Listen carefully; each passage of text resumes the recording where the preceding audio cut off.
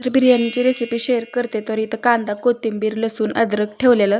तर हे छान असं त्याच्यानंतर हे मटण आहे ना छान असं शिजवून घेतलेलं, सॉरी चिकन आहे ते. आणि त्याच्यानंतर आहे ना एक पातेलं घेतलं, त्यात छान असं तेल ओतलं. त्याच्यानंतर मिरची घेतली, मिरची ठेचून घेतलेली होती. सो ते छान अशी तडतडून द्यायची मिरची. आणि मिरची एकदम छान अशी भाजून घ्यायची लाल बुंद होईपर्यंत. त्याच्यानंतर तेजपत्ता टाकला होता त्यात. तेजपत्ता ॲड केल्यानंतर त्यात जिरं टाकलं होतं, जिरं खुसकरून टाकलं होतं. आणि जिरं वगैरे टाकल्यानंतर कांदा टाकला. कांदा एकदम छान असा लाल बुंद भाजून घ्यायचा. तुम्ही कांद्याची क्वांटिटी जास्त घेऊ शकता.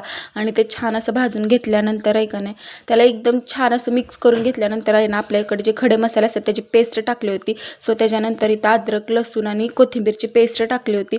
सो ती पण छान अशी लाल बुंद होईपर्यंत भाजून घेतली होती. आणि त्याच्यानंतर मीठ टाकलं आणि मीठ लास्टला टाकलं आहे मी थोडंसं.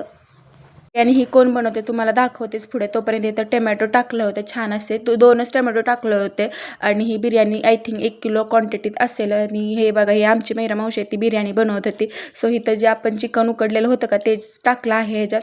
आणि ते छान असं मिक्स करून घ्यायचं आहे. आणि ते मिक्स करून झाल्यानंतर त्याला छान असं पाणी सुटेपर्यंत भाजून घ्यायचं. तुम्हाला हवं आहे तेवढ्या क्वांटिटीत पाणी ॲड करू शकता.